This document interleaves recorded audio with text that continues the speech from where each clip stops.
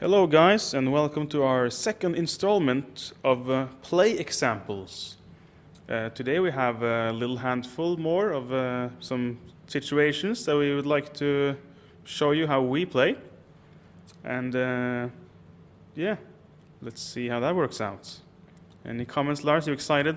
I'm very excited. Ecstatic. As always. Cool. Okay, let's start with the first one. And for our first one, we're going to handle individuals and more specifically how they move. So we have a nice little Revenant King here on the table. And we're going to cover a bit about the free spin. I'm not sure if it's actually called the free spin in the rules or if we just dub it the free spin. Do you know, Lars? Free pivot? Free Maybe? pivot? I'm not sure. Anyway, the rule is that before being given an order, any individual can do a free spin, like a 360, can pretty much go whichever. It's like a change facing. And then you give him the order. So even if he's facing this way, and this band of evil goblins were to be behind him, then he could still, before his order, he could turn around, and then he's given the charge order and charge. How about that? Poor goblins. Oh yeah, they're dead. And also something that's been, I'm not sure if everyone has caught that, also in the shooting phase, if they have a shooting attack at least, then they can also do this free spin. So this is especially important with if you have the item that allows you to cast 2 spells in one turn, then you're actually allowed to do a free spin and cast the first spell. And then you can do another free spin and cast the second spell. What's it called? Amulet of the Fireheart, I think. Yeah, I never used it, so I don't know. This also applies to that wizard from Destiny of Kings. Oh yeah, he has all the spells. Yeah, the guy with basically all the spells and like low levels of each. Oh. And he can cast everyone in a single turn. So he can actually sort of just go Fireball, pew, Wind Blast, pew, Bane Chant, pew. And before we realized this, then we were actually trying to get these mages with 2 spells into a perfect position to see both targets, which was not always easy. We thought it was only in the beginning of their move. Yeah, Sort of that beginning of their shooting phase or whatever. Exactly. So it's before they're given an order. And so that was just a little precursor on individuals. One thing to think about if you have a cavalry kind of individual, then notice the base is not square. How about that? That's shocking. So what happens Rectangular. Exactly. So if you are not careful, let's say you move within an inch, let's say that's an enemy unit. For some reason you're stood right next to an enemy unit. And now if you want to go to the left with your individual, you're pretty much blocked. Yeah, you can't just pivot anyway. Because you're not allowed to go within the 1-inch zone. So any pivot in this case would mean you would break the 1-inch rule. So you're actually stuck. You can move sideways, I guess. Yeah, you can move forward and then pivot, I suppose. Yeah, that's true. You need to go straight and use your movement like that and then pivot and then go. So that's important to think about if you use cavalry individuals. This also applies if this was actually a piece of blocking terrain. If you've done this, then you're in trouble. Yeah, if you have then 5 spells and you can fire all of them in one turn, you will not be able to pivot from that position. I guess maybe you can, if you're nimble, maybe you can go sideways. Maybe you can go like, so he has speed 8, maybe you can move like 4 inches sideways and then use your nimble pivot and then go like in sideways again. Yeah, or you can still go straight ahead, can't you? Yeah, of course, but I was just thinking in the extreme you could actually go sideways, but you cannot do this because in this moment you are inside the blocking terrain, so that's not allowed. You cannot go like this. You need to go, in that case, clear it, pivot, move, or you can even, I guess, go, you can, since you're free spin, you can go 180 for some reason. Yeah. In this way. Or you can go backwards, I guess. But it will limit your free spin in the movement phase anyway. Yeah. Because you're only allowed the free spin before you're giving an order. Yeah. So you cannot then pivot 90 degrees. You will have to do a whole change facing 180 degrees, or just go straight ahead. Yeah, exactly. So I guess the point is, if you have cavalry individuals, try not to go like that. Try to keep. So even if you're allowed to go within 1 inch of stuff. I mean, you're not allowed to go within enemy units, of course, but everything else you can go as close as you like. But that doesn't mean that it's smart. I mean, I would probably advise you to stay 1 inch clear of everything, because then you can actually have space to do this free spin pivot and then go. Boom. Comments, Lars?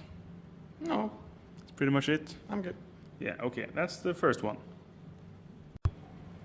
Okay, for our second one, here is the how to use individuals to help your own units. And in this case, we will try the mummies. They will charge the goblin, which are partially in the forest. And looking at it right now, of course, it would appear that if you charge them, you would be hindered, because you would hit part of the forest. So you can use your individual in this case. Let's move a little closer. So if you first, before you charge with the mummies, you can select to move your individual and just move him straight forward like this. In this case, when the mummies are ready to charge, they of course they have no way of clearing around this way. So they have to pivot here and then go on this side and align. So your individual now successfully stopped your unit from becoming hindered, or as I call it, hindering the hindered charge. A hinder. Clever. Yeah. So this is a sneaky and effective way to use your individuals. Some might call it a bit gamey, but I like to think of it as the heroes kind of giving orders, like inspiring their men, and not inspiring, but more like directing, like, no, you fools, not into the forest, go around the forest. Yeah, that seems right. Because of course, mummies are too stupid to think of that on their own, so Yeah, they need to be told. Their brains were removed from their heads through their nose, apparently, according to the myth Indeed. of mummies. So they need a bit of help to understand the peril of hindered charges. Okie doke. To continue a bit on the subject we just had, because you might think, why doesn't the individual just join the charge and double charge? Well, to see how that works out, if these were to charge, you might think that the individual would go on the side here and kind of block the forest. Are you getting that? Yeah. But I mean, he wouldn't go here. He would go more like this, I guess. Yeah. Almost even further. So if the individual was to join the charge, then he would still have a piece of forest sticking out where the mummies would go. So when they go here, then they would still be hindered. So that wouldn't really help them out. Oh. So if you want to avoid, sometimes it's possible if the goblins were all the way over here, like just barely touching the forest, then it would probably be enough, because he would go on the side there, roughly, and they would go like this. Looks about right. So in this case, they wouldn't be hindered. But as long as they are a bit further inside the forest, then the only way to stop your hindered charge is to block it properly and then go in with your regiment. Oh yeah. Oh yeah.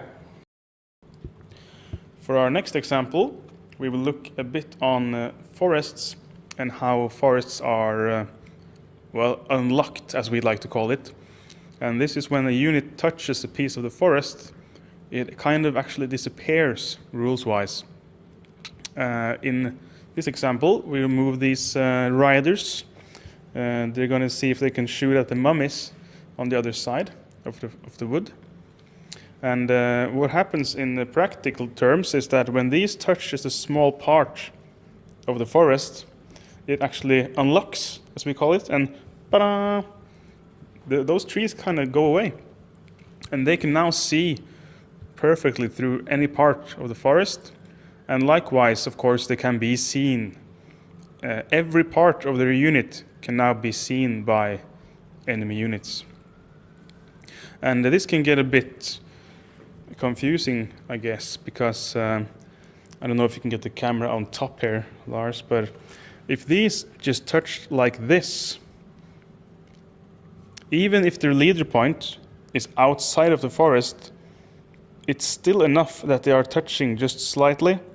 They can still see through the forest and be seen through the forest. It's simply that if you touch just a small fraction, if you touch like this millimeter, those trees go away and they can be seen and see out on the other side.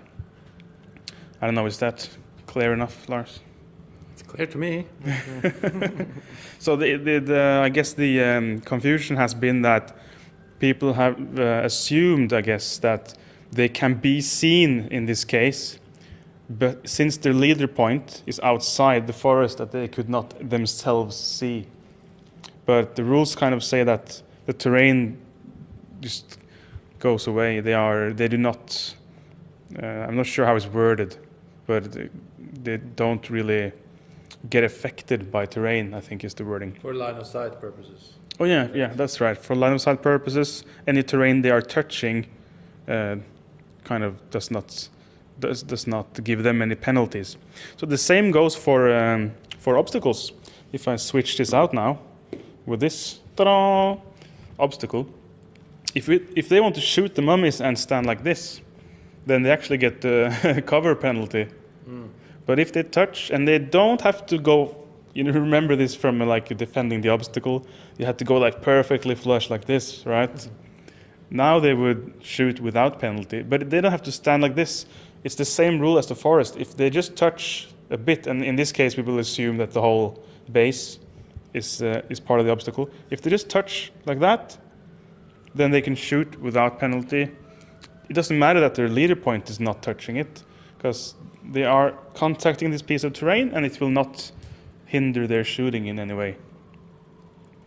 And that's the kind of I like how smooth the rules are, because if the mummies had like bows, which they don't, but if they were to shoot at the goblins, then they would of course suffer the cover penalty, because they're not touching the wall. So, you suffer penalties from walls unless you are touching them.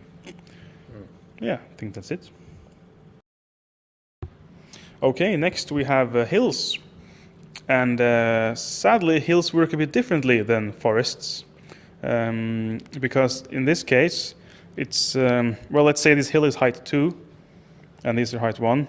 I guess it doesn't matter. If it was height 1, it would still block their line of sight, I guess. So if these want to see across the hill, let's put some mummies here. Mummies. Can you see the mummies? I see the mummies. Cool, mummies. So if the goblins move just a fraction on the hill, like that, they are not on the hill, they can't see shit. They are planking the hill.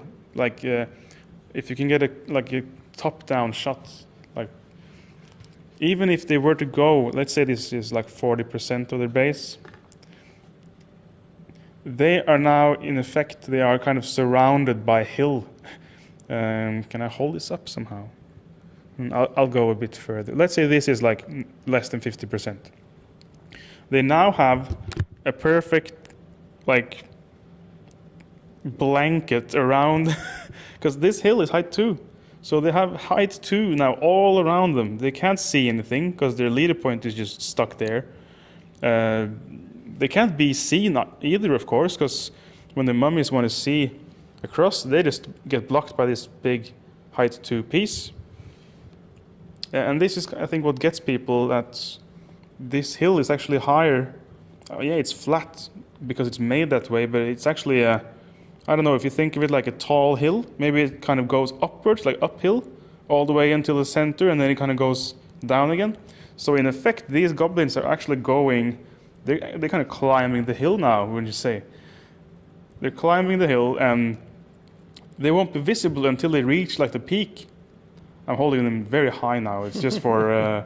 It's a height 5 hill. yeah. And here they're visible, and of course on the other side. But when they are working their way up to the... Before the unit is like majority on, they are behind like the top of the hill. So it's only when they go like this with the majority on it, then they count as completely on it. And the whole unit can be visible, even if I'm over here. It's not like this part, the part that is off the hill, let's say like this corner, which is clearly off the hill, it can still be seen. It's the whole unit gets visible. You never divide units up in pieces. Either the whole unit is visible or it's not, when it comes to terrain, of course. Yeah, so it's different. You don't just touch and unlock like forests. You have to get your majority on it. And this, of course, rewards having kind of larger hills in your terrain collection. Yeah. If you have small, silly hills, then you can get some strange situations. We have a small silly hill over here as an Yeah, example. let's get the small, silly hill. Do you have a large unit, or do you need to get your legion? I can get my legion. Get your legion. Yeah, like this case, with this silly hill and this huge legion, you can actually go, I think, almost on top of it like this, and this will still cover less than 50% of the unit. So the unit is obviously on the hill, but I mean, rules-wise, you're not. Yeah, you're actually blocking your own vision. Yeah, that's right. You can't see. Yeah, you can't see anything now because they're. Yeah. So, but it's not the rules' fault. I mean, it's your terrain's fault if you get in these situations. Yeah. You don't want terrain that's the size of a regiment. You need terrain that's the size of a fucking legion. That's the terrain you want. That's a hill. Yeah, no, that's a hill.